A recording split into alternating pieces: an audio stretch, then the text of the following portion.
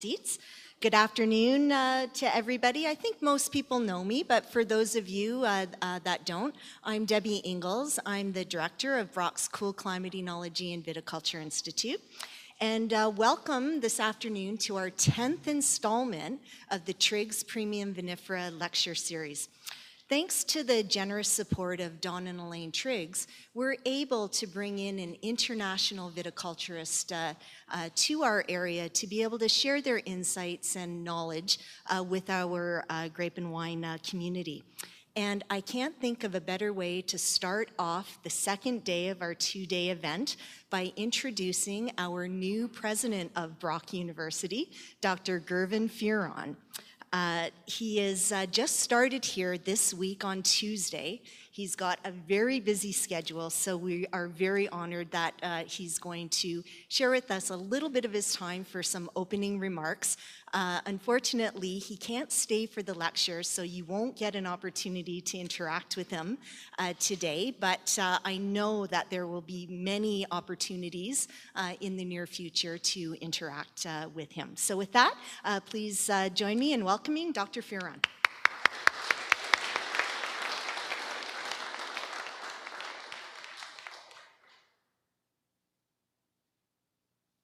Thank you very much. It's wonderful to see everyone here, and in some senses this is my inaugural moment at the university. It's been just outstanding spending the week already here and getting a chance to meet so many individuals, as well as to be able to see the kinds of roles that's played by the university across the region in the community, and indeed the part that the university plays and Covey plays in terms of the nation, in terms of the industry as well. So outstanding to all the participants, outstanding to the work that you're doing, and looking forward to the presentation that will be made to the speaker. As made mention, I'll be only able to stay for a part of it, but nonetheless I believe I'll be able to hear some of the points being made as well. But I should say maybe more formally, as president of Brock University, it is my honor to welcome everyone to the Triggs lecture, which is sponsored by Covey. As I understand it, that many of you have traveled some distance to be here today, and in that regard, I'd just like to recognize and thank you for taking the time to be here, and thanking you as well for being a part of the contributions and that will be made by the overall event. Without question, I believe each of us would say, and from my understanding, that the work done by the director, Deborah Inglis, that her significant contributions and important work has not only been important to the university, but it's also been an important part of the partnership with industry, and particularly with the grape growers of the region, as well as with the winemakers, not only in the region but across Canada and beyond. Clearly, as you know, Covey is a world-class research, involves world-class researchers, as well as the idea of having outreach that's continually done, as represented by the conference and series being held right now. It's also, I believe, a model of the possibilities that universities can be and have, not only here but across Canada, maybe even globally, with the speaker being invited today from Italy by way of example. I also believe that universities can play an important role in terms of what we do in terms of regional economic development, regional community development, and the likes. And in so saying, there's always a lot of individuals who make events possible, and today I'd just like to also recognize a number of other individuals who've also been a part of today's event, and I believe Alan Jackson, who's the chair as well of Covey's Advisory Council. Alan, you're here? Okay, wonderful. Alan, I'm sorry that we didn't get a chance to meet before, but nice to have the opportunity to recognize you and your contributions as well. I believe we also have here Openlander, might I? Yes. Yes, I'd also like to just recognize you and your contributions as well as the chair of the Grape Growers of Ontario. We also have Bruce Irons here as well. and recognizing him for his work with BASF Canada. And clearly there are a whole host of other individuals who've contributed to the success of the Triggs lecture series as well as the work of Covey. Some of you may not know that I spent quite a few years with the Ontario Minister of Agriculture, Food and Rural Affairs, and as a result then I have a lot of sensitivity to what the agriculture and food sector does for this province and this region, as well as the role of the university as part of those activities in that context. But in that context of being with the ministry, I had and just by the way, in terms of age context here, I started to work with the Ontario Minister of Agriculture in 1985. So I had a chance to really see the development of the sector from a very interesting vantage point, and to understand its importance in the region. And it's really wonderful having spent a number of years outside of the province and then to come back and see how the industry and the sector has really blossomed. And some time ago, my wife and a number of guests that we had from the US, we provided an opportunity to tour some of the wineries here and to see the incredible product that's coming out of the region, and just like to congratulate all of you for your part of that. But this is a sector that represents more than almost $3 billion in overall economic activity, 14,000 jobs or plus being related to the sector just for Ontario. So very, very significant part of what you do in terms of your work and your contributions then becomes a part of those economic outcomes and the lives that it influences and the likes. So without question then, being the president of the university, it's just outstanding again to recognize the work done by Covey and each of you in terms of your roles in that context. Finally though, I should make some broader context to tonight's event. It's the recognition that this is the 10th of these lecture series that's happened over the years, and as well as to recognize that this is the prominence of the series. It's not only for the region, but it goes now across Canada, is my understanding.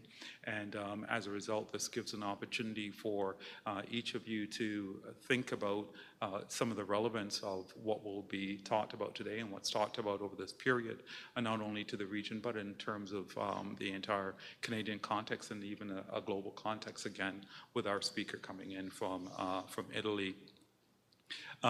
Should also make mention that without question, events of this nature, it's not possible to be able to host a lot of things and activities that happens at universities without sponsors and the individuals to be recognized with the support and the endowment coming through from Donald and Elaine Triggs, as well as the contributions made by BASF Canada in terms of the activities.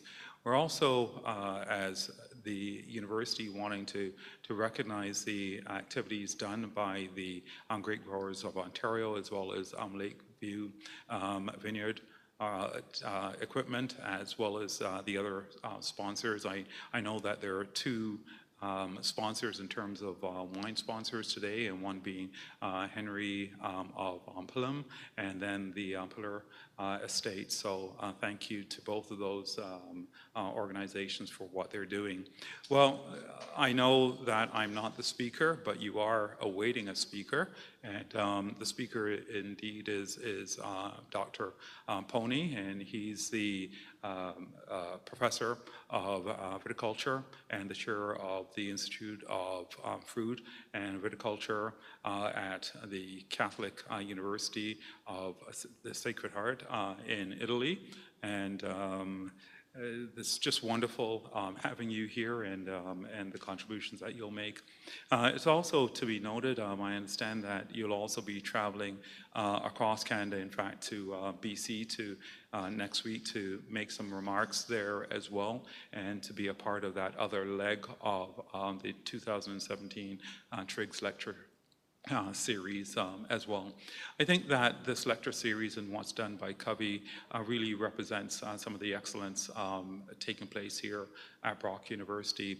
And with it being held on the grounds here, and as you look outside, and for those of you in terms of the telecast, I hope you do get a chance to visit the university and just to see the incredible, beautiful surroundings of this region, as well as get an opportunity to discover some of the amazing research and the leadership in terms of the excellence in education that's done at this university. And just like to again congratulate you, Debbie, for the amount of work that you put into this event, and to congratulate everyone attending today for the contributions made, not just to the university, but to the entire sector and to the economy of the region, and by definition, the wine and grape industry of Canada. So thank you very much, all of you.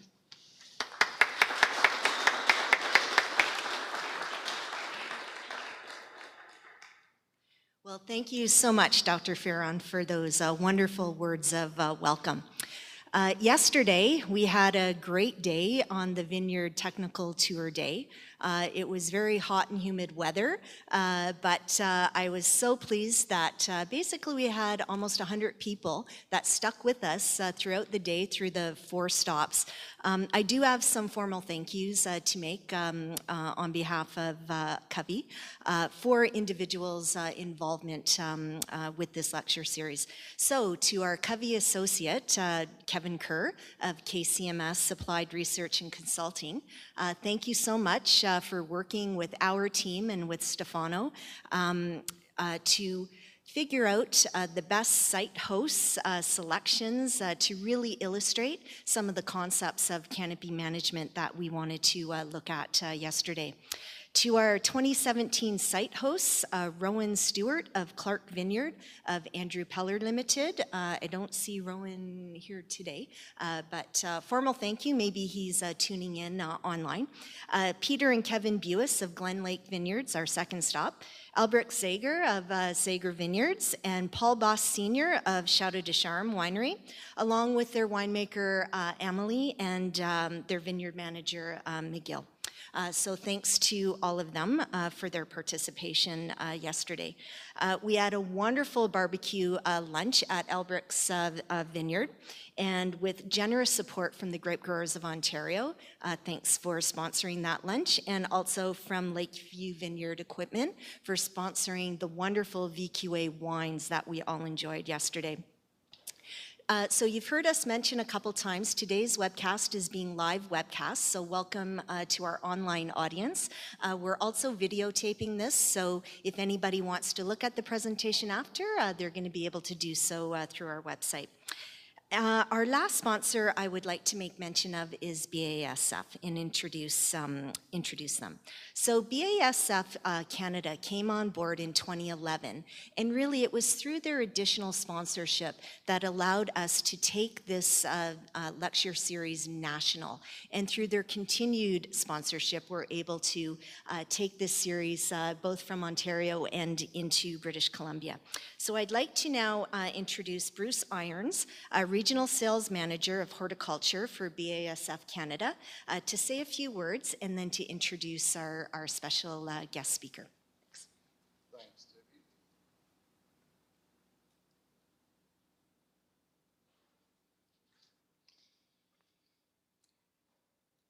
Thanks very much. It's a pleasure being here, and on behalf of BASF, I'd like to thank you once again for inviting BASF to participate in the Triggs International Premium Vinifera Lecture Series. Sorry, that's a bit of a mouthful. We haven't got to the Italian English yet, just wait. So we're very pleased to be able to support this event, both here and in BC, and introduce the guest speaker for today, Dr. Stefano Poni. This is a real honor for us. BASF has a very long history in agriculture, and specifically in the grape and wine industries. We've been conducting research for over 100 years now, and actually introduced our first crop protection product into the grape industry 65 years ago. So through the continued introduction of new innovations, BASF recently became the #1 grape crop protection company in Canada. So we're very proud of that and also very grateful for the support we've received from growers and the industry. Furthermore, and perhaps of more interest to the group, is that BASF is one of the largest distributors of wine in Europe and home to, at over 1 million bottles, one of the largest wine cellars in the world. As a company, we believe that innovation and sustainability are keys not only to our success, but to the success of our customers as well. And we hope that Dr. Poni's talk today both informs and challenges you around both of these aspects. He certainly did that during yesterday's farm tour, and I can't begin to express how interesting that was, and I'm certainly looking forward to this afternoon's presentation. It gives me great pleasure to introduce Dr. Poni to you today. Since 2009, he has been a full professor of viticulture and chair of the Institute of Frutti-Viticoltura of the Catholic University in Piacenza, Italy. Professor Poni has authored or co-authored 193 papers, 75 of which published in international refereed journals and 40 edited in international refereed proceedings. Apart from being the invited speaker at numerous events around the world, Stefano was awarded the Pierdisa Prize in 1994, the Ennotech Nietzsche Prize in 2004, and the Rudolf Hermann Foundation Prize in 2011. He was also named winner of the Best Paper Award in 2013 by the American Society of Viticulture and Enology. He currently serves as a peer reviewer for 15 journals, and he has also been the associate editor for the American Journal of Enology and Viticulture since January 2006, and for the Australian Journal of Grape and Wine Research since July 2014. We're all looking forward to Dr. Poni's lecture, so without further ado, I'd like to pass you over to him. Thank you.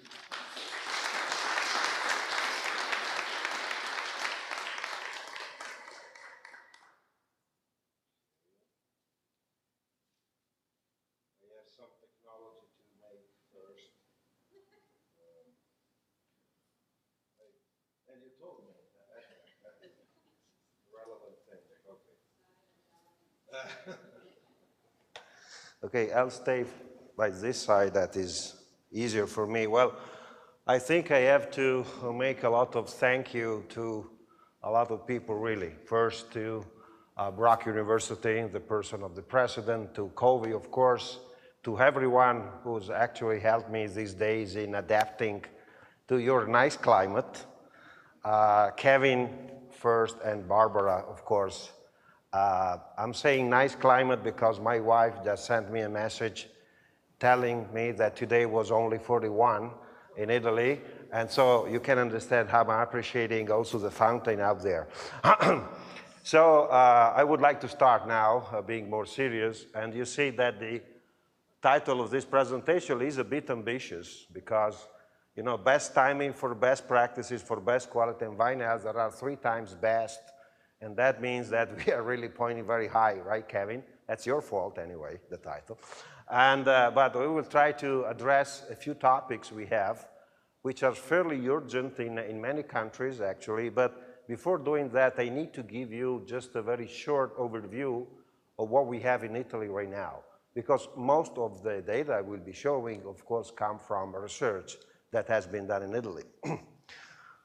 Okay, now Italy, vineyard surface, you see last year, 630,000 hectares approximately.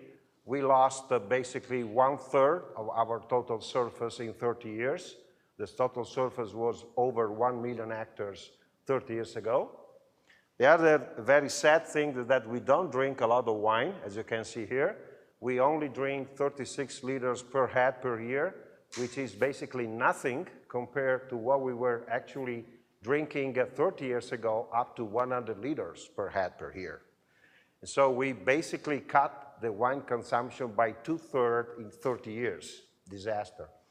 And then the other feature of Italian viticulture is really the average vineyard size.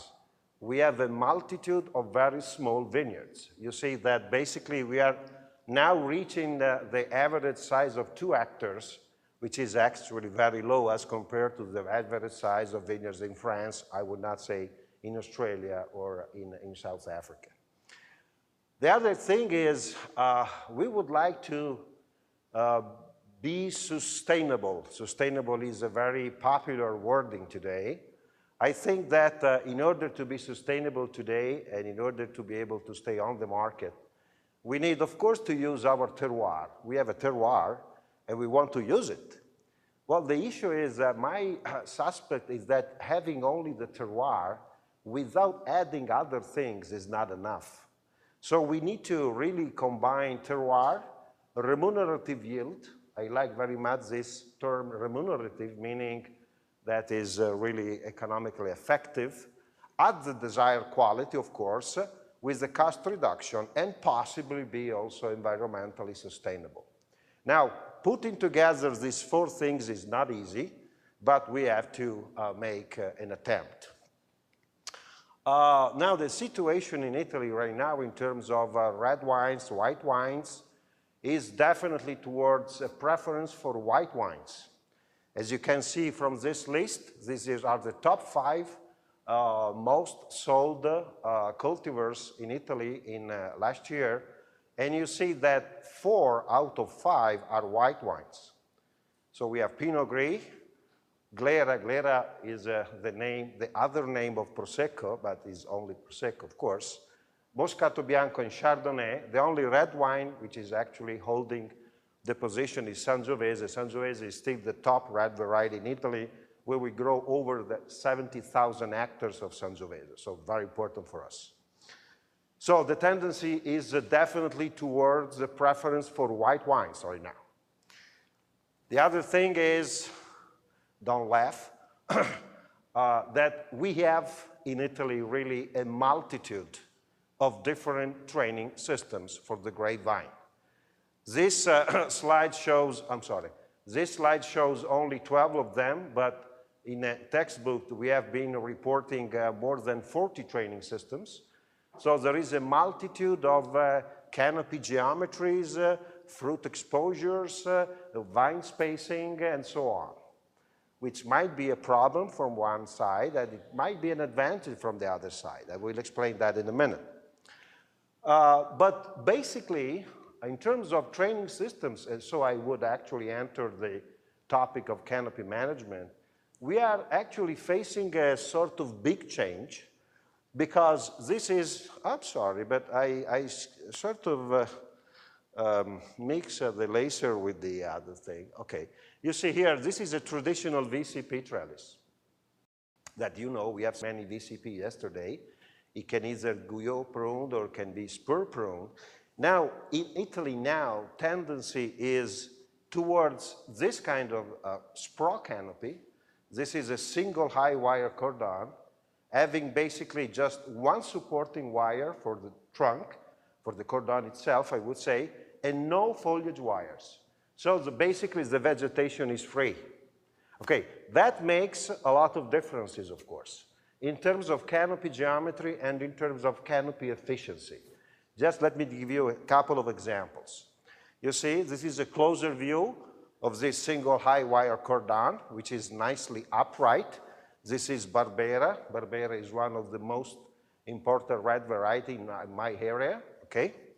And you see, when you actually look at the cluster microclimate inside the trellis, you would say that the overall exposure of these bunches is, how would you define that? Are those actually clusters directly exposed to light? You cannot say that. Those are basically clusters exposed to diffuse light.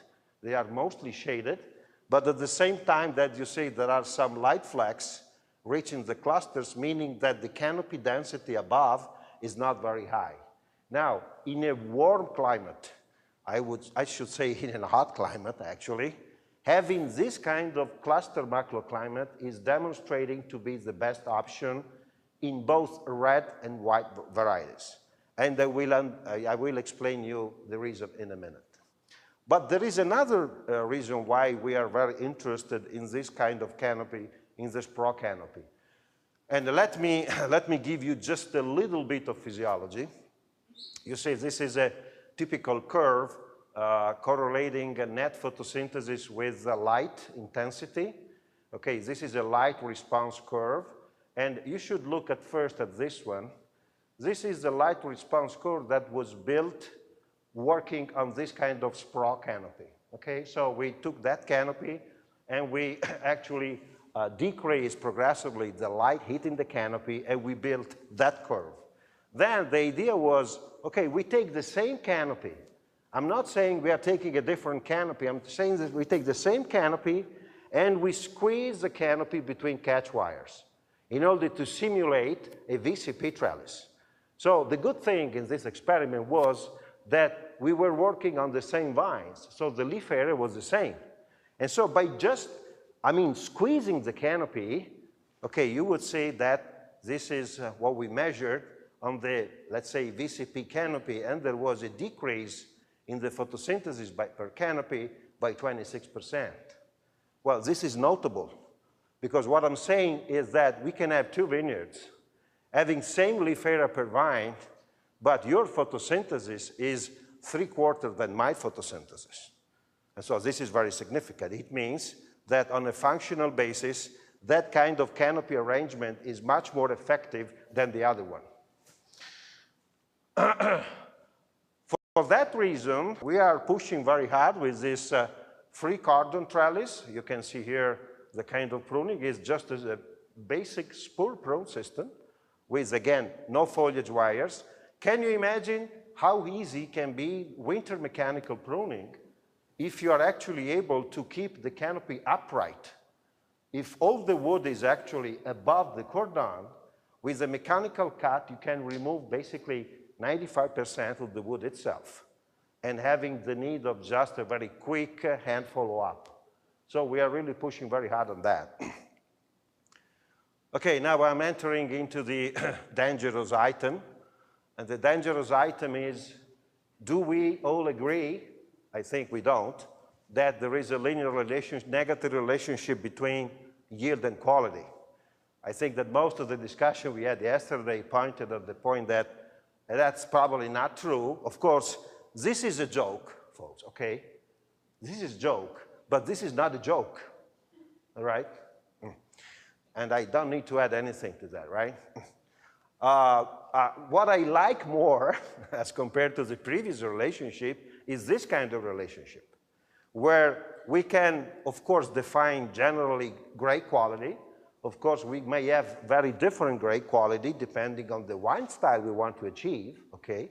But once we have defined grade quality, I would like actually to correlate grade quality with a ratio, which is the leaf area to fruit ratio, where I actually using an index which would take into account yield and leaf area at the same time. And we know from the literature that there is this kind of relationship. Basically, we get to maximum or optimal quality at a value of approximately 1 square meter per kilogram. After that, quality stays constant. And after that, with the ratio keeps increasing, you may also see a decrease in quality. Now, basically, what we need to do in the vineyard is probably try to lead our vine balance towards this kind of zone, where any kind of this value would actually hit optimal grade quality. Another funny way to present the problem, oh, I'm sorry, I introduced this guy, but that's probably, is climate changing? Well, it's climate changing. This is a glacier of the Monte Rosa in Italy on the Alps, which was actually photographed in 1895. And after a century, this is the size of the glacier. What that is it chance or is it climate change? I think it's a climate change, okay? So the climate change is here. We do have a lot of evidence of climate change. This is just some of the imbalances we are actually facing these days in Italy and in many other countries, I would say, in terms of, for instance, you see here, there is a typical problem of excessive light exposure of this Sangiovese cluster. You see that the most exposed part of this cluster stays basically pink. It does not get full color. But the reason is not that there is an excessive light. The reason is that there is an excessive temperature. If you measure the berry temperature here, being in the Po Valley, having an ambient temperature of 35 degrees, if you measure berry temperature there, you get up to 45. Well, 45 is not good for the enzymes which are actually supposed to synthesize, for instance, anthocyanins. And as a matter of fact, the great thing is that, and if you look at this kind of berries, which are more shaded, you see that there is more color. So the bottom line here, try to avoid overexposing clusters if you really want to reach optimum coloration in red grapes. Sunburn damage, and of course severe water stress, that's the other item. North of Italy has been historically an area where irrigation was not needed. Now I would say statistics say that every 2 years after three, in 2 years out of 3, we have the need of irrigation. That's a big change. But you see, the issue of climate change is really curious because I've been talking insofar to some processes which are related to overheating. This year in Italy, this is a picture taken in the Prosecco area. We had a huge frost damage. Okay, you see this vineyard which is totally killed by frost damage. The frost came the 2nd of May when the shoots were so long.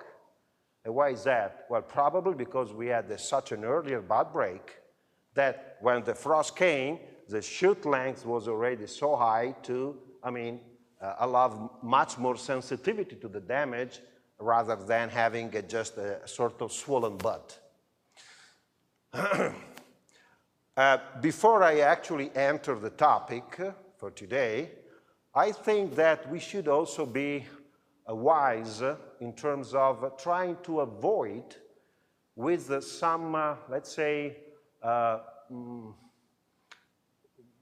good vine spacing choices, the need of making multiple summer pruning operations afterwards. No, this is a vineyard where you have, let's say, a too narrow vine spacing in the row. It's too narrow. You just look at the canopy, you look at the size of the canes, and you see that there is extra vigor, excessive vigor. But since that vigor is excessive, well, when you get into the vegetative season, you indeed have extra shoots that would need to be, for instance, thinned. Then, for the same reason, you would have the need for repeated shoot trimming during the season. Then, for the same reason, you will have the need for leaf removal. But the question is, are we sure that all these needs are not related to the initial choice I made that was not probably the best choice? What would have been happened if I had planted these vines instead of 80 centimeters at, let's say, 1.2 meters? Maybe I would have balanced vigor, and they would have actually diminished the need for all these kind of operations. Okay, I think I will cover today 3 main topics. The second topic, I added that one after the visit of yesterday, because I wanted really to adapt as much as I can the topics to basically your situation. We have seen a lot of leaf removal yesterday.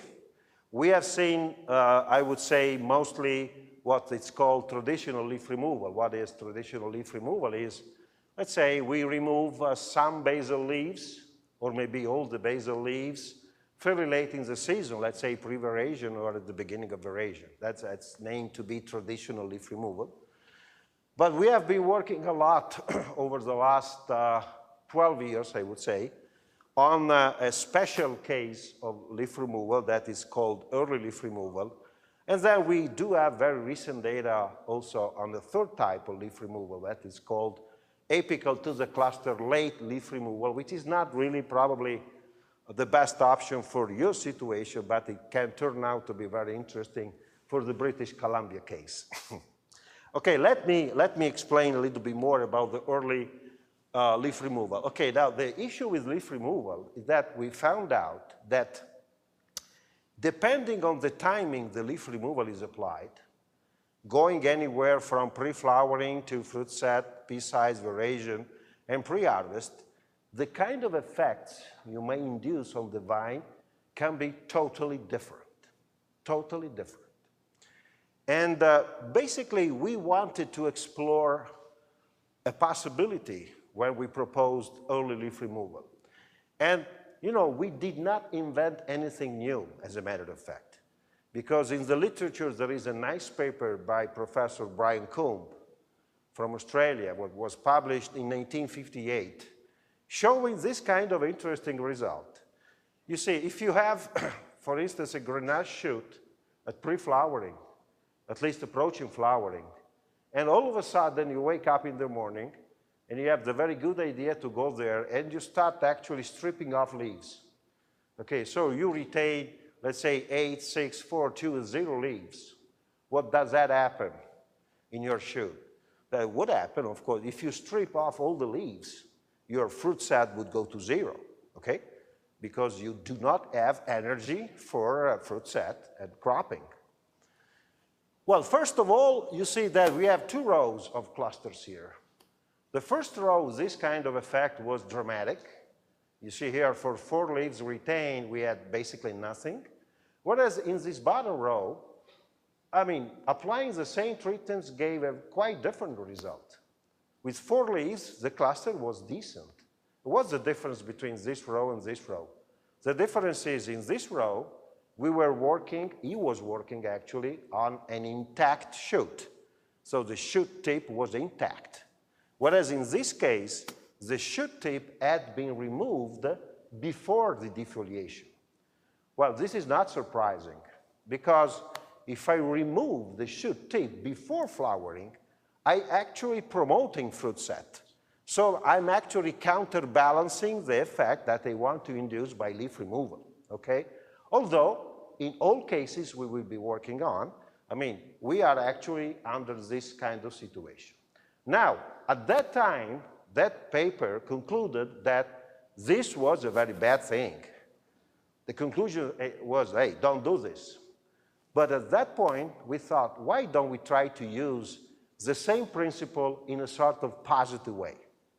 And so we started to have the idea that maybe if we find the way of a calibrated early leaf removal, we can actually reduce slightly fruit set, and the expectation is to achieve looser clusters as compared to the non-defoliated vines. And the looser cluster is very positive in terms of disease tolerance and other features. So we wanted to check this hypothesis. And the first work was done on 2 varieties. The variety on the left is Barbera, and the variety on the right side is Tribbiani. Tribbiani is really a disaster, because this guy, when it gets wet pre-harvest, you know, botrytis starts swimming in that cluster, and really the yield goes away in a couple of days. So very sensitive to botrytis. So our first trial was on Tribbiani. And of course, these are other cases where this kind of technique might be interesting, as you can infer, all right? But let me show you basically how it works. So the idea was, what about if, when we get to pre-flowering, we remove a certain number of basal leaves? I would say anywhere from 6 to 8 basal leaves, considering that on the shoot at that time, we have an average of 13, 14 leaves. While removing 6 to 8 basal leaves is actually removing something like 60 to 70% of the total leaf area on that shoot at that time. But we do that by purpose, because we want to induce a source limitation which would be strong enough to reduce fruit set. Otherwise, we would not get the positive effect on bunch architecture, okay? But that was just an hypothesis. Is that working? Of course it is working. But, okay, now that's the other thing. I know that when growers look at this picture was taken, this is actually Sangiovese, okay? That was taken right after the leaf removal. And you would tell, hey, that is basically a naked row because I removed most of the leaves, that is a disaster, and so on, and blah, blah. That is not the case. That is not the case because, of course, right after you have done this, the row looks like this way. But in vigorous environments, you go there after a couple of weeks, and you will see that there is already some new leaves growing, that you see that there is a refilling canopy, and so it is actually very suitable. Of course, if you try the first time, don't do that on your whole vineyard. Just use maybe a corner, use just a small row hidden from other people, and this is just a piece of advice. Okay, let's get some serious numbers here. First trial on Sangiovese. Well, first of all, folks, the kind of data I'm showing are always at least based on a 3-year mean. Okay, so when we look at this kind of cultural practices, showing 1-year data is meaningless, is useless. You need to at least follow the process for 3 years in order to examine the progressive adaptation to the technique. But to make it short, okay, Tribbiani, non-defoliated, defoliation pre-flowering, removing 8 leaves, post-flowering, removing 8 leaves, and then a sort of between. So removing 4 leaves pre-flowering and 4 leaves after flowering. So our expectation was I have to be able to reduce fruit set. Was that true? It was definitely true because fruit set here was 42.9. A fruit set of 42.9 means that out of 100 flowers, you end up in having 43 berries, okay? Whereas in this case, the fruit set went down to 29, 32, 30. That is a huge decrease. And look at the effect on cluster weight. Cluster weight, I mean, Tribbiani starts with a big fat cluster, 400 grams, and that's basically halved. Berry weight is also reduced. Berries per cluster, of course, are reduced because berry per cluster would actually reflect the nature of this effect, that is a reduction in fruit set. And there was also some effect on rot. And this was funny because, you know, you start the trial on a 3-year basis, and you want to demonstrate that the technique, Wendy, is effective against botrytis. Yeah, it is, but let me tell you, 2003 has been the driest year over the last millennium in Italy. 2005 almost, and 2004 was so-and-so. So not really 3 seasons conducive to botrytis because it was very dry, but nevertheless, you see that there is a tendency towards the right direction. But, you know, if I show you this slide here, you can really appreciate in a very fast time maybe what was the effect. This is a typical Sangiovese cluster, thick, fat. These are actually cluster samples from the different treatments. And you see that especially these two would actually bring you having a totally different cluster morphology with a totally different tolerance to bunch rot. So it really was really impressive and encouraging. Look at this. I mean, I wrote just unbelievable for Tribbiani because Tribbiani does not have this fruiting area. This is totally different. But the second issue was, hey, wait a minute. You have been talking only in terms of yield, but what about quality? But you know, if we go back for a while, just do you notice that just looking at the color, this cluster seems to be more colored than this one, being sort of greenish, whereas these are sort of yellow? Well, that would mean maybe that the leaf removal also improved yield. Quality? Maybe. Yes, it was.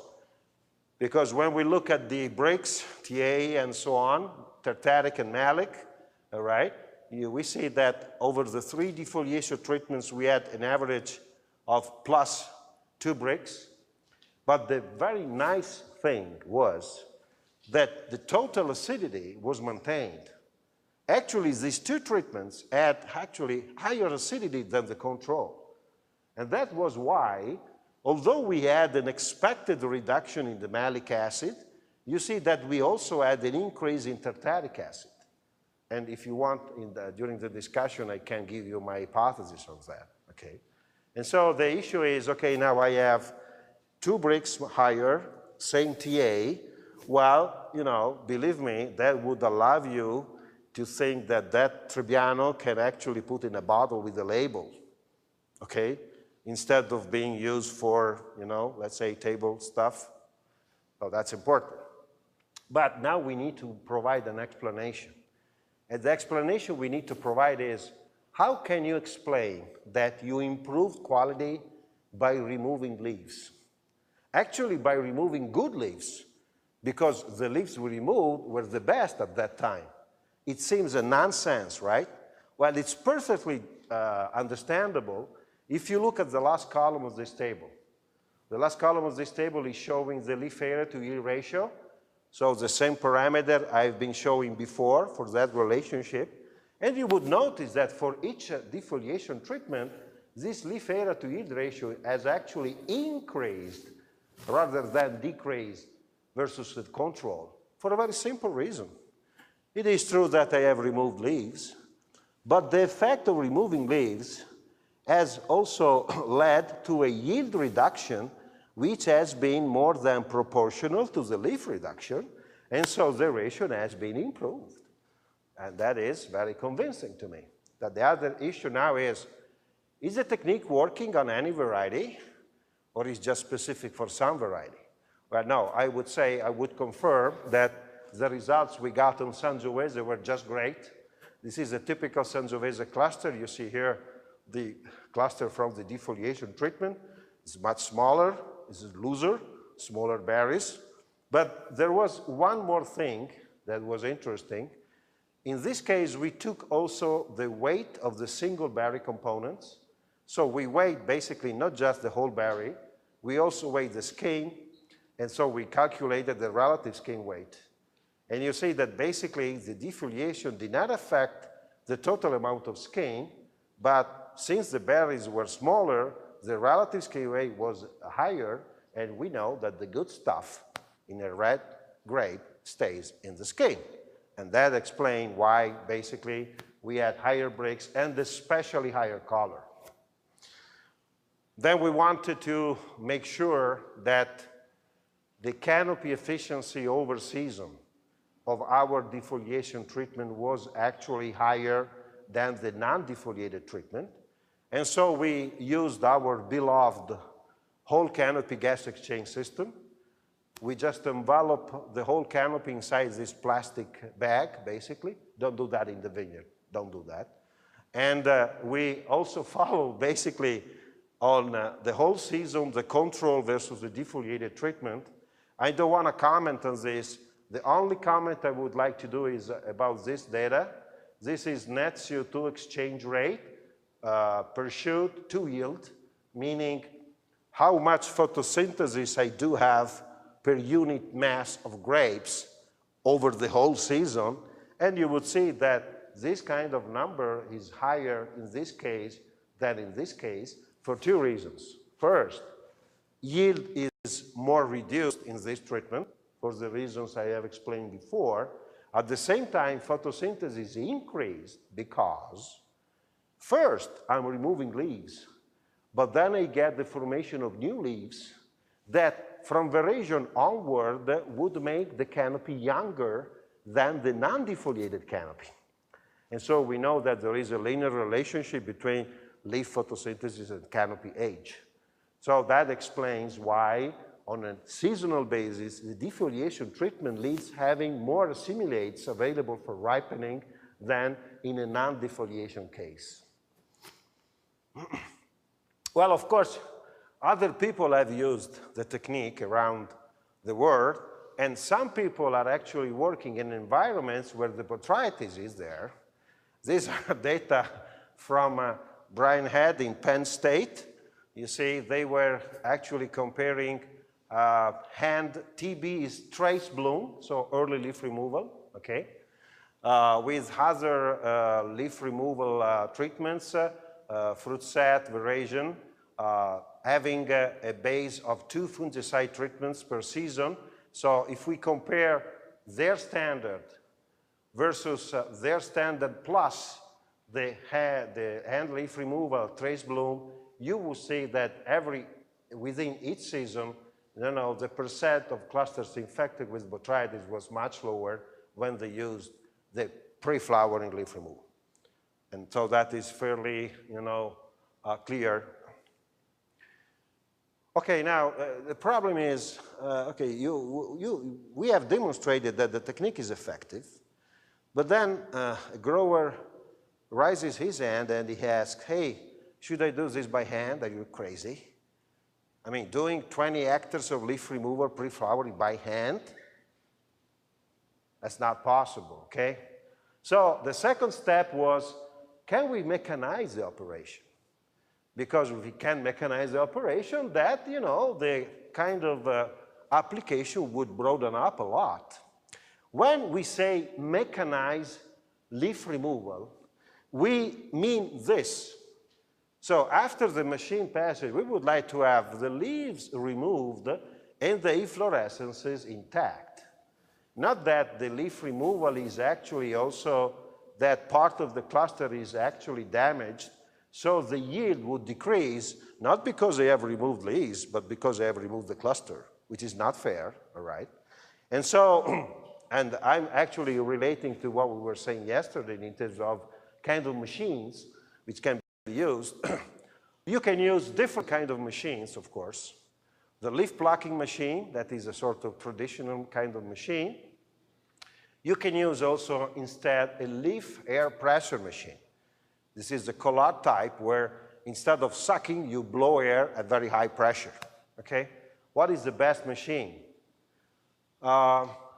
We found very good results with the air pressure machines. And I will show you 2 slides which are really spectacular. The first one is this one. Here we are in Italy. You see that overall, can you estimate the amount of leaf removal within this area by eye? Well, that would be anywhere around 80% or something. What do you think, Andy? Yeah, 80%. Yeah, which is very nice, I would say, for being a machine passage, all right? But we also had this kind of incredible result. One time we were working with Xavier Tardagen in La Rioja. I'm laughing because this is a Grenache vineyard. And this Grenache vineyard is in the La Rioja, where they have a yield limitation per hectare, which is set at 6.5 tons per hectare. Do you think that this vineyard would crop slightly higher?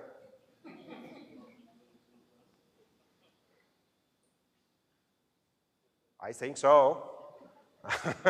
As a matter of fact, they do, of course, a very, strong cluster thinning afterwards.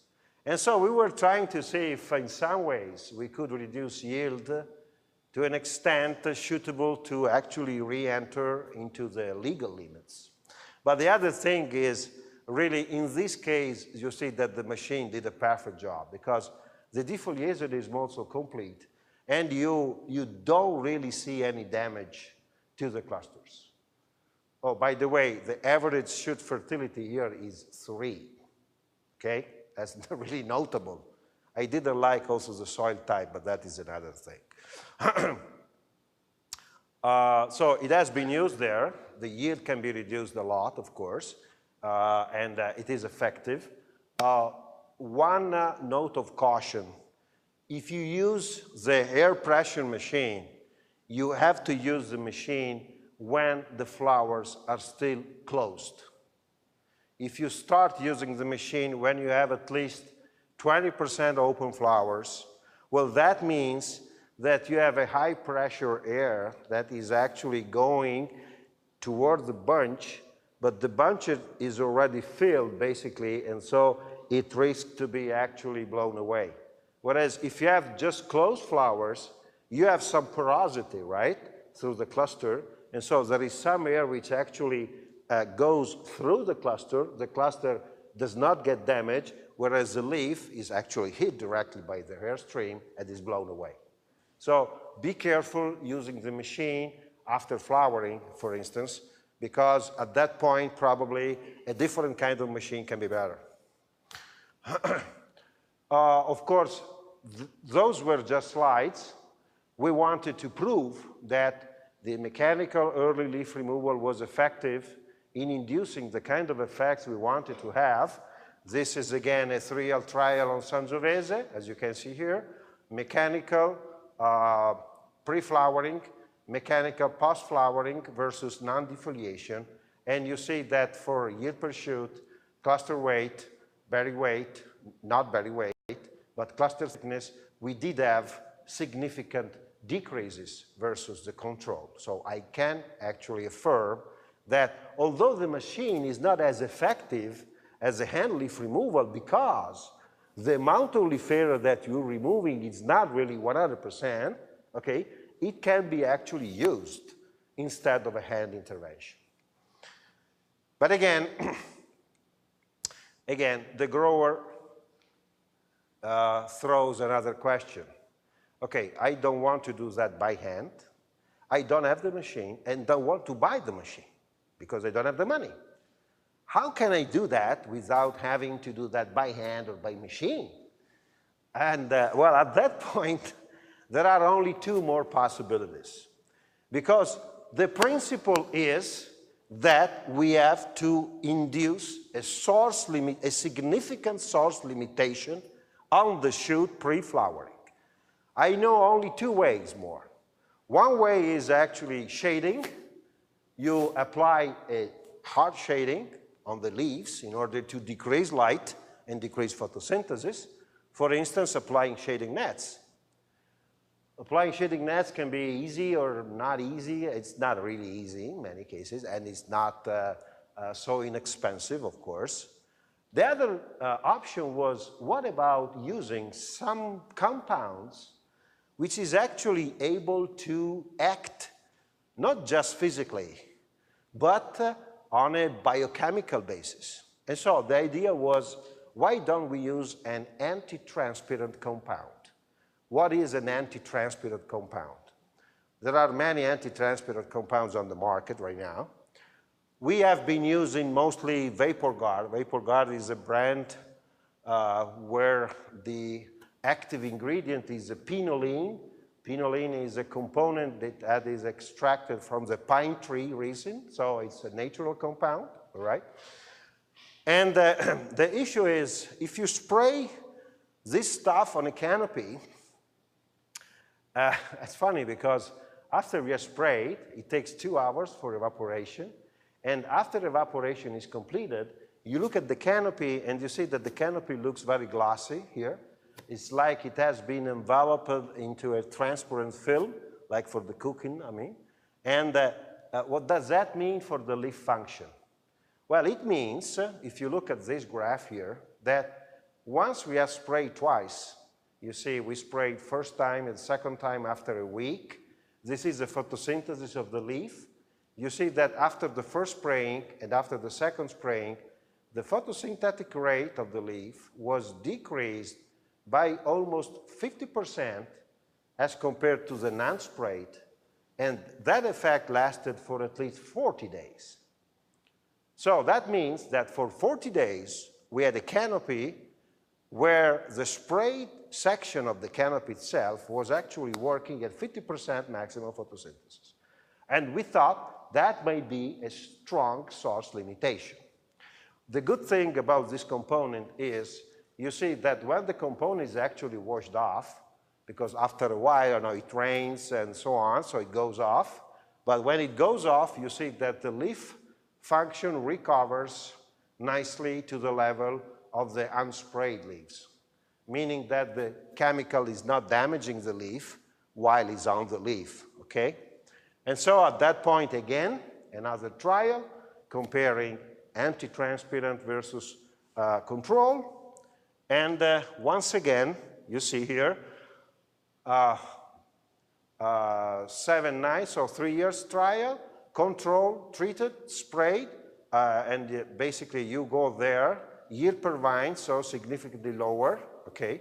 Now, the reason why we had a significantly lower yield per vine was not because we had a lower number of berries, but because we had smaller berry size, which is notable actually, and see that in many cases we had higher Brix, higher phenolics, and higher color. I'm almost tempted to say that it worked. Of course, you need to be careful in terms of timing, in terms of canopy target, and in terms of concentration.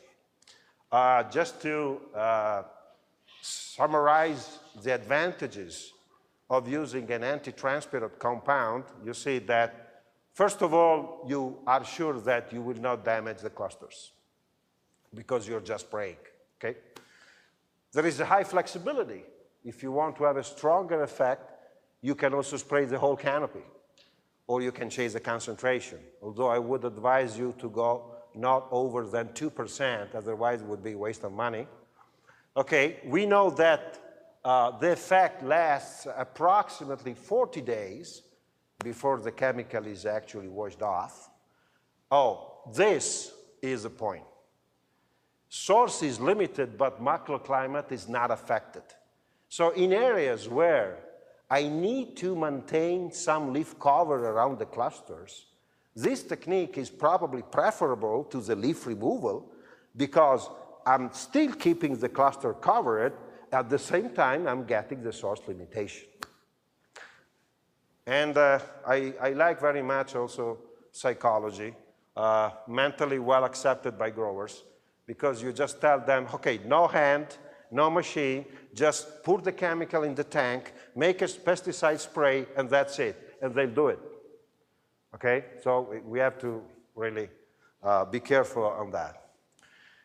The final point on this technique, before I move to the second one, you give me also the timing, all right? I don't want to go too long or, okay, Kevin, you're in charge at the time, all right? Well, at this point, can we say that this leaf removal is effective for reducing yield? I think so. You remember the Tribbiani cluster going from 400 grams to 200 grams. So it has become a tool for reducing crop, for controlling crop.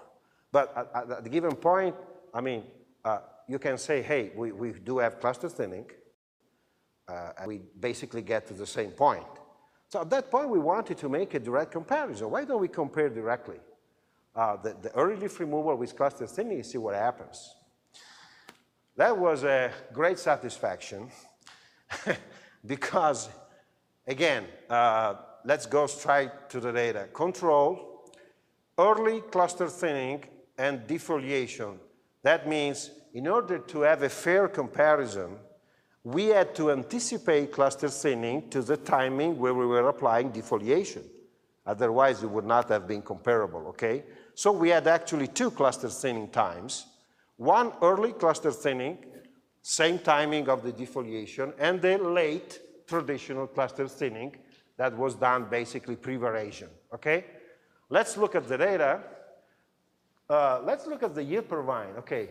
The 2 cluster thinning treatments, lower yield, significantly lower yield versus the control, and the defoliation at slightly higher yield than that, but still lower than the control. However, these 2 numbers, yield per vine kilos, 4.1 and 5 kilos, when you extrapolate that number on an hectare basis, it makes a difference, okay? And the problem is, well, that actually was not a problem, that although this treatment cropped basically 1 kilo more, let's take a look at the quality. See the Brix, exactly the same. See the phenolics, they were actually higher. And see the color, that was actually the same or even higher. And so if I ask you a question, would you prefer cropping 5 at that quality or 4? I think that everyone would answer 5, right? And that is, and the explanation maybe is that if you look at the yield components, the yield per vine is something that is composed by other components, being, for instance, berry weight, cluster weight, and clusters per vine. Of course, the thin treatments had, you see, basically bigger clusters than the control, because if you remove clusters, you have a compensation in growth, so the remaining clusters gets bigger, and they have, for instance, basically, of course, a reduced number of clusters per vine, whereas in the defoliation was exactly the opposite. You see that the clusters were actually smaller, and the berry weight was also smaller.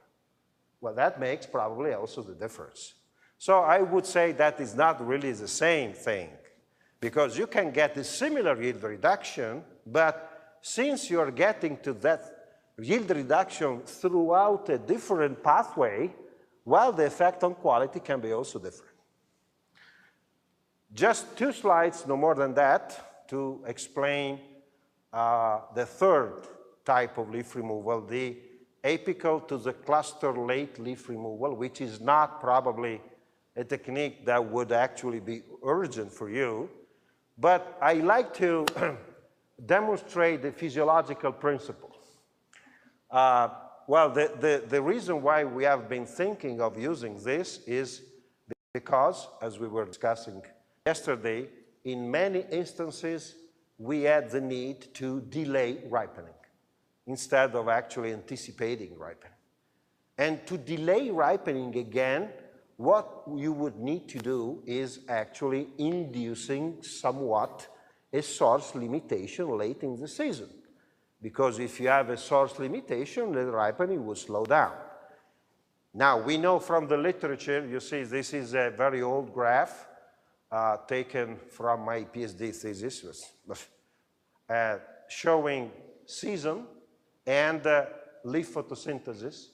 You see that after veraison, the portion of the shoot having maximum photosynthesis is the apical one, because on that portion, at that time, you have mature leaves, but those leaves are still not very senescing. Okay, so they are basically good leaves. So the idea was, and I'm showing only this slide here, you see, what about applying a sort of reversed leaf removal? Instead of removing the basal part of the canopy, we do the leaf removal in the apical part of the canopy. So we open up a window, a vertical window here, by purpose, of course. That can be done by machine very easily because there are no clusters on the way. And so the driver can go very fast, actually, is very happy. And we have seen in many cases that opening a window that is 50 centimeters tall, that corresponds to removing approximately 6-7 leaves, would delay ripening by 1.5 breaks on average. And you know, the technique is appealing because it is fully mechanizable, it is quick, and it's fairly effective. So when you will have your climate change leading you to the need of delaying ripening, you will have the technique available. Don't happen very soon, right? Okay, now, another thing that actually might be interesting for your condition is we have tried to address also the shoot thinning effects. Handy has done a lot of work on that. But not just in terms of agronomical effects. We wanted to address the physiological background of a shoot thinning operation. Now, you do a shoot thinning usually, here I'm bringing the example of spur pruning. This is a 3-node spur, which has actually burst 5 shoots as a total. 1 shoot from the basal node, then 2 shoots here, 2 shoots here. Before thinning, after thinning, thinning consists in actually eliminating one of the 2. So you start with 5 and you add with 3, okay? So this is a canopy maybe before shoot thinning and after shoot thinning. Okay. When do we do this? well, literature says that when you are in excess of, let's say, 20, 25 shoots per meter of cordon, the shoot thinning might be needed because you are actually running into a very dense canopy, bringing possibly the number around 15 shoots per meter. That is a sort of number that was actually proposed by Richard Smart, and that basically has demonstrated to be fairly reliable all over the places. And so we wanted actually to do that, but adding also the physiological measurement of the canopy photosynthesis related to these two treatments.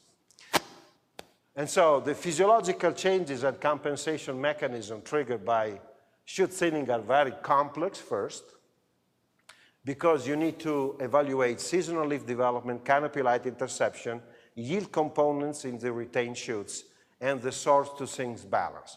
Very complicated. However, to simplify, we did the work, actually we're working on potted vines, on Barbera potted vines, but the vines were actually big, so they were fairly representative. Let me just show you what was the setup. Okay, see, before shoot thinning, after shoot thinning, leading to exactly 15 shoots per meter, okay, starting with 30 shoots and leading to 15.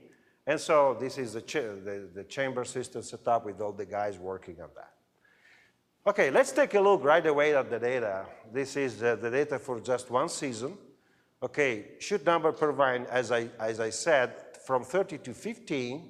Well, this is the first interesting point. Although I did the shoot thinning, the final leaf area per vine was not different. Same leaf area. And why is that? Well, because of course, if you take total leaf area per shoot, you see that in the shoot thin, the remaining shoots grew much more afterwards, and they compensated totally for the removal of the other shoots. This effect has been seen also by Nick Dokuzlian in California in many cases, and probably you, Andy, also did the same thing. So first of all, when we shoot thin, we don't have to think that then the vine, stays calm and wait. The vine reacts as in terms of compensation of the remaining shoots, especially, I believe, in an environment like your environment, where you have an explosion probably of regrowth in many cases. Okay. The other thing is, when we look at the yield per vine, in this case, you see that the yield per vine was lowered for a very simple reason.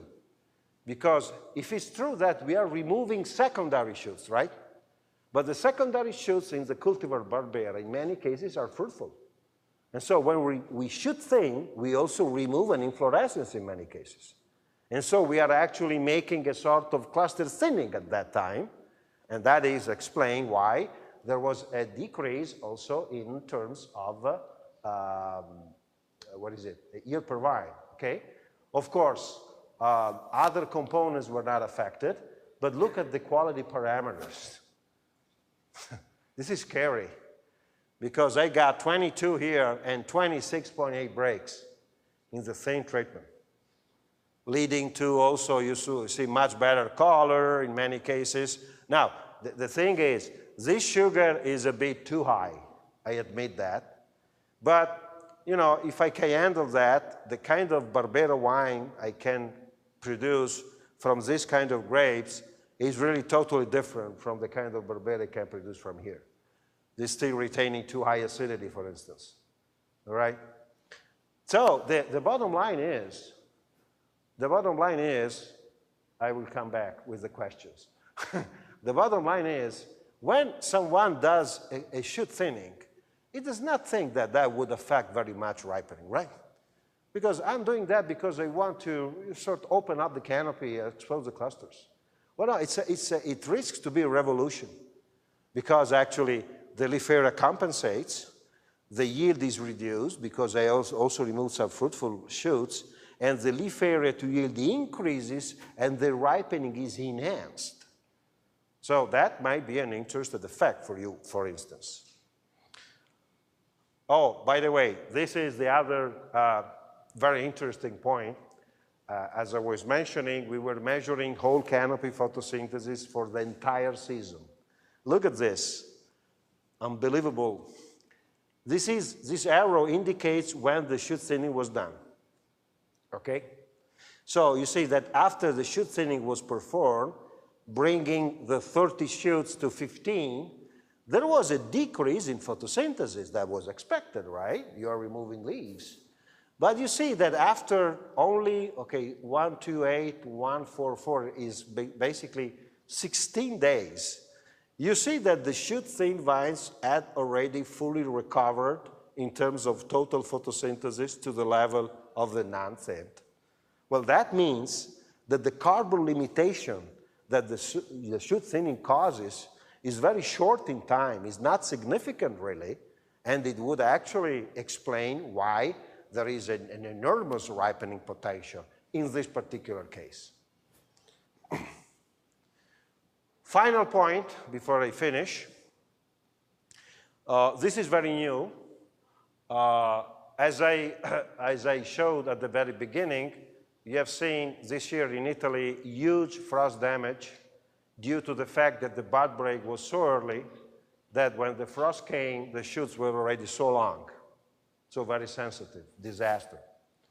So the idea is, why don't we try to use something to delay the ripening cycle, the vegetative cycle and the ripening cycle? So in other words, are we able to delay bud break, flowering, veraison, and ripening? That would be interesting. It would be interesting also, for instance, in an environment where you have a frost damage issue. It would be interesting in an environment like us, where we have an issue of too fast ripening. And so we wanted to try this. You see here we have standard winter pruning. So you winter prune when everything is dormant. Late winter pruning, meaning that we prune the unpruned canes when on average the development of the shoots, mostly on the apical part, was across 2 unfolded leaves, okay? I will show a slide afterward that would clarify the thing. And then we did also a very scary treatment that was pruning when you already have 5 to 6 unfolded leaves on the apex of the cane. We like the thrilling stuff. Just to clarify, okay, this is a pre-mechanical pruning, okay, leaving these long canes. So basically, you do the spur pruning when the vegetative stage is like this, approximately 2 unfolded leaves. At that stage, you go there and you complete the pruning. In other words, you do the spur pruning. And of course, at that time, while you have already vegetation on top, the 2 basal nodes are still dormant, okay? Or are maybe at the swollen stage, but are still dormant. Now, the issue is, are we able to carry onto ripening this kind of delay? What is your expectation?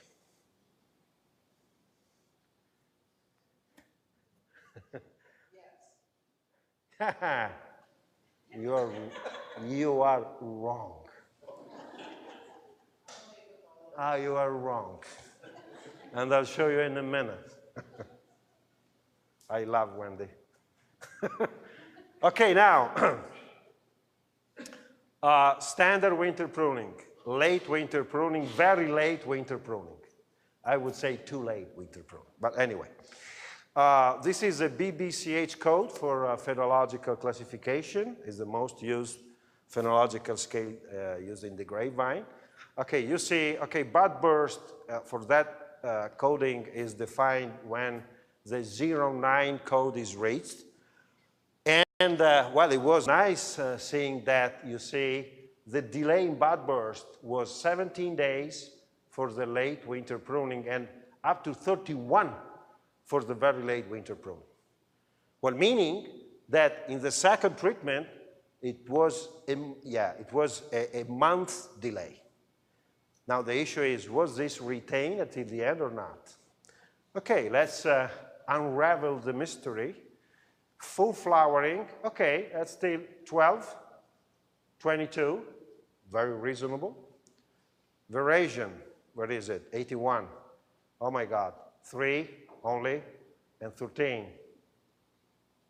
And when we get to, let's say, ripeness, that was set at 19 breaks in that particular case, well, you do see that, my goodness, this treatment was actually 3 days earlier.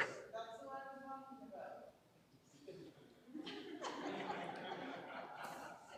about. Was 3 days earlier than the control, whereas the other one maintained 6 days delay. Yeah, I know her since many years now, no problem.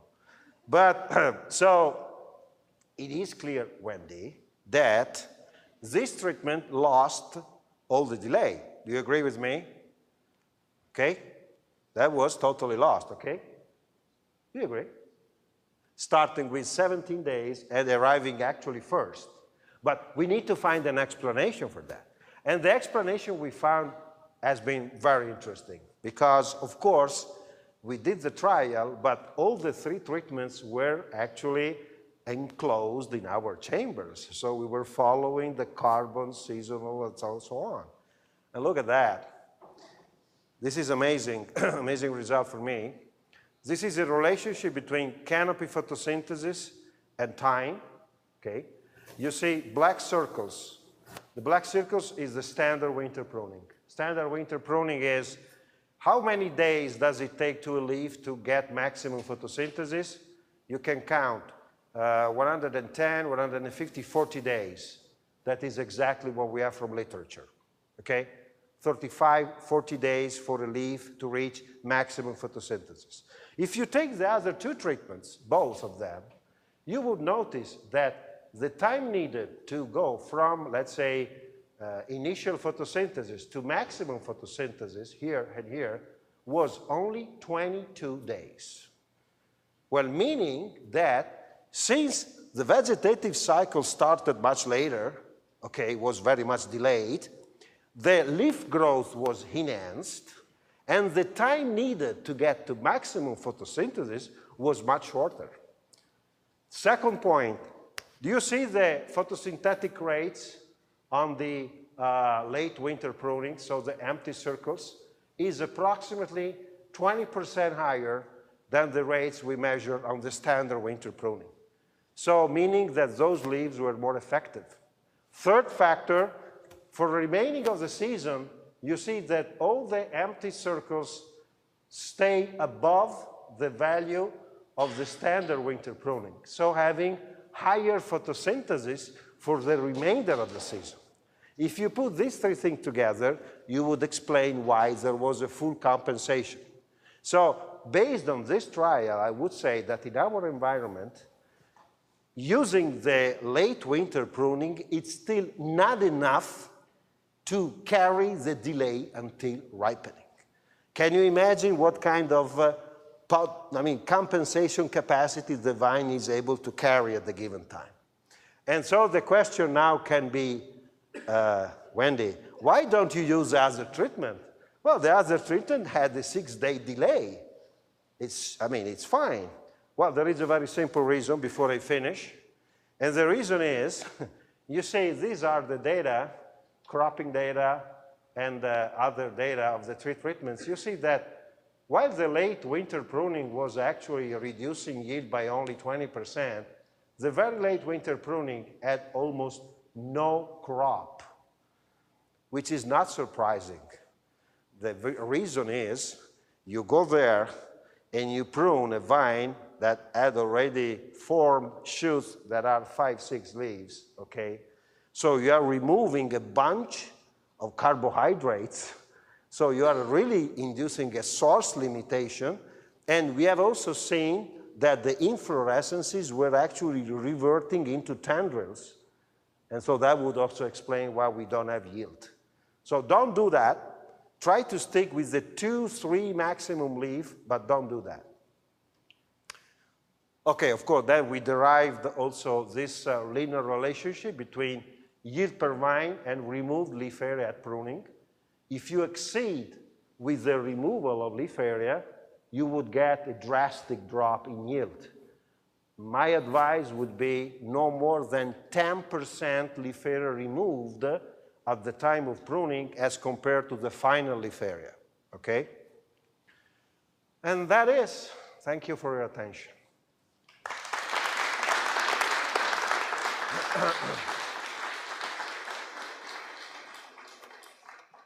First of all, I'd just like to explain. My name is Belinda Kemp. I'm the enologist here at Covey. And on behalf of everybody, I'd like to thank Stefano for not just today's wonderful lecture, which has given us all a lot to think about, but also the vineyard tours yesterday and the talks yesterday. We do have time, luckily enough, for some questions. So I'd like to invite some of you to, I saw some hands going up earlier, so I know we have got some. So if you could let me know, anybody have any questions? Oh, yes. We do have a microphone over here. If you'd like to come to the mic, there must be... if you can just talk, probably. Or just talk loudly, Stefano says. Oh, the mic there.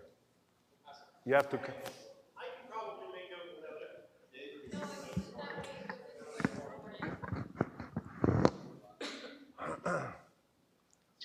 out So anybody else that has preparing some questions for us?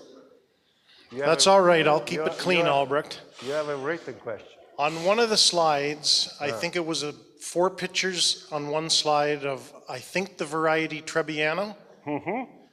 And it seemed as though the bunches that it had some of these processes done to the vines, it made the bunches looser. Yeah. And smaller. Yeah.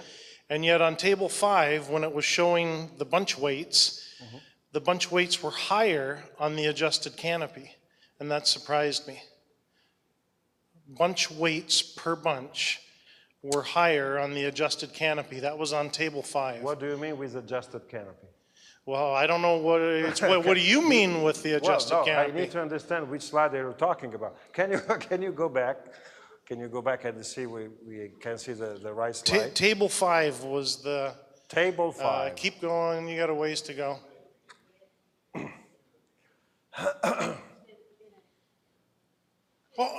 The Was that it? the Tribbiani trial. There, table 5, we just saw it. Oh, there are many table 5. Okay, so the shoot-thinned bunch weights were higher. No, but yeah. Well, I mean, that can be perfectly reasonable. It's just that the picture showed that the affected were... No, I didn't show any picture of the clusters of this trial.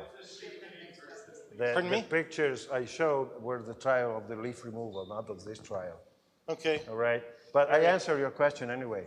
Right. It is reasonable that you might have slightly increased cluster weight in the thin vines because basically you have an increased canopy efficiency. Okay. So the leaf area to yield ratio was actually increased. And so the option would be also having bigger clusters. But you mixed up the 2 experiments. Well, I haven't even got into the wine and I'm mixed up. You see here, the previous one. Yeah, here you see very clear decrease of bunch weight and also berry weight. Oh. Buongiorno. Do you need to do so? Yes. Does anybody else have a question? And I'll stop. They have. I just wanted to comment that I've followed a lot of your suggestions in our sour rot research trials with the leaf removal, and we tried Desicote as our anti-transparent. The effect was really variable. The leaf removal worked almost every year. The Desicote, the effect was variable. I did it in Riesling and I did it in Pinot Noir. Pinot Noir is can I say biatch? Is that allowed in public? Too bad, too late now. I don't understand English. So sometimes it works, most times it doesn't. My question with the mechanical leaf removal is for us, when we're doing that, we don't usually do it until after bloom, is that right? Because we can't get the shoots positioned properly.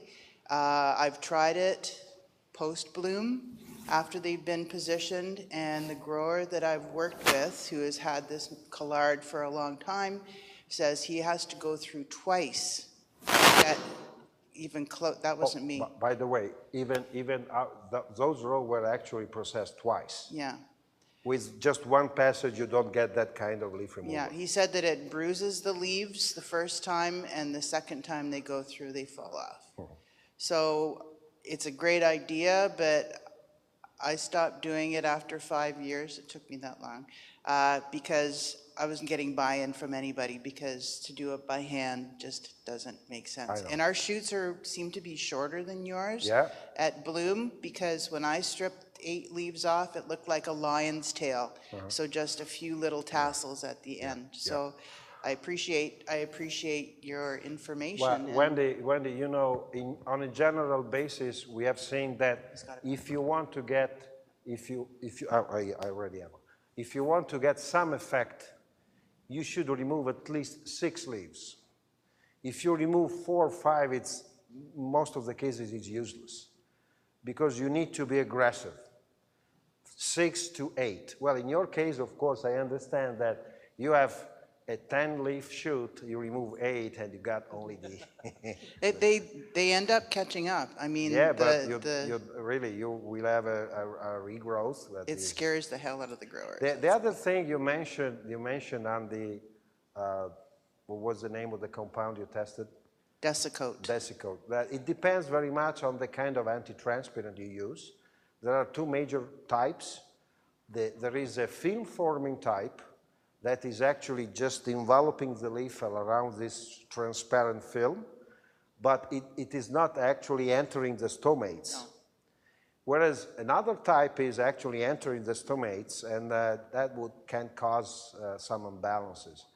The problem is that anytime you try this kind of treatment, you should be able at least once to measure after you spray the photosynthesis over time to see if it actually is effective to reduce photosynthesis significantly.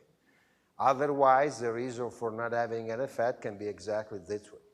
But the application of that anti-transparent even would be limited, because if we have to wait till we have shoots positioned before we can do it, it's a great idea. But so I did try the collard post-bloom, and it does knock all of the debris out. So even for botrytis, it is beneficial for that. Yeah, and also, I mean, if you try post-bloom, you still have room, because you have all the cell division ahead of you.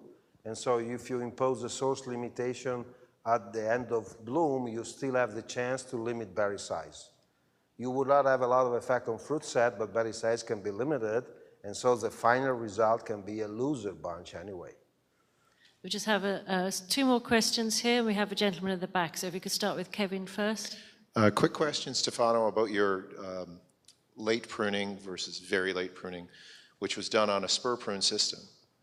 Do you see potential for utilization of this on a cane prune system and getting responses? I know there are areas within, not so much in Ontario, but there are areas, BC has had it in some years. The Midwest US has had it traditionally, where they get the massacre frost come in late. So how would you employ it, I guess, looking at it in the You're right by late, because we have a paper in publication on exactly cane pruning on that. I tell you that, doing the, I'd say, cane pruning, but on the whole vine, of course. So I mean, cane selection and the pruning of all the other canes at the stage of 2 leaves, it worked nice. But in this case, we were actually working in the field. And so it is very promising. The paper is in publication. Yeah, I guess the challenge I would see is traditionally we cane prune, then we tie. That when if you're delaying until you got leaves and then you go to tie. You have to resist. Yeah. You have to resist from the temptation. Another one there, Debbie. Thanks. Stefano, great talk. Lots of great ideas for us to think about here. Thank you. But when you sprayed the anti-transparent, was it just on the 6 to 8 leaves, or was it the full canopy? No. When you want to use the anti-transparent to induce the source limitation, since the anti-transparent is basically reducing PN by only 50%, that would correspond to a removal of only 3 leaves instead of 6. So you really need to extend the canopy target, and you can actually reach, I would say, almost the apexes. I would not spray the apices, because otherwise you probably get some dwarfing effects, which are not really nice. But you need to enlarge actually the target, absolutely. And just do not increase the concentration, because actually increasing the concentration would get much worse effects. Concentration for that chemical should not exceed 2%. And do not use any wetting agent, because it is so sticky by himself that it doesn't need any wetting agent. We have one more question in the corner. What work have you done on attempting to affect the cluster simply itself? Would the collard have any effect during blossom, adjusting what the fruit set might be? I don't have an answer to that, because we have been using the collard rigorously only at flowers still closed. I cannot give you any information regarding, for instance, use the collard when you have 30% of flowers open, so what that mean? No, I don't have this kind of comparison. You can come back and tell us about it next year. Absolutely. Absolutely. You invite me and I will be ready. Do we have any more questions from anyone here? No? Well, on that note, I'd like to start bringing the proceedings to a close. I can see the bar open. So first, before we do that, I'd like to introduce our outreach manager at Covey, who worked tirelessly putting this whole lecture series together. I'd like to bring to the podium Barb Tatanik.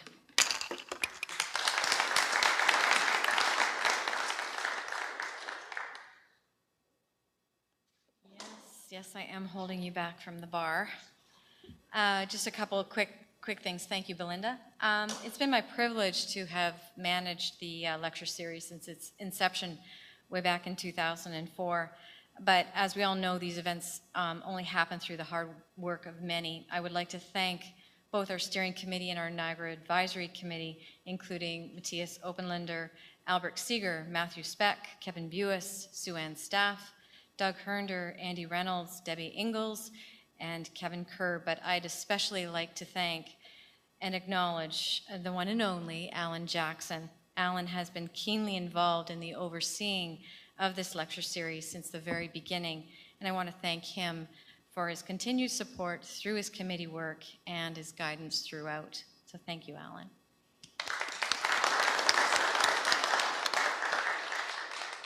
Thank you again to BASF Canada for your most vital support, and of course, and for always, thank you to Don and Elaine for their foresight in establishing this lecture series, which started with their passion to foster the advancement of premium vinifera, both here in Ontario and British Columbia. Now I invite everyone to come and enjoy the reception graciously sponsored by our friends at Henry of Pelham Family Estate Winery and Peller Estates. I'd like to again thank Stefano for coming to Niagara and sharing your vast knowledge with us over the past 2 days. And we have a small gift.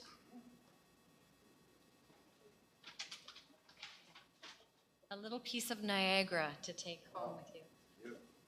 Along with that very fashionable Brock University hat that you wore all day yesterday. It's back. Excellent. I will tell you what it is later. But thank you very much. Thank you.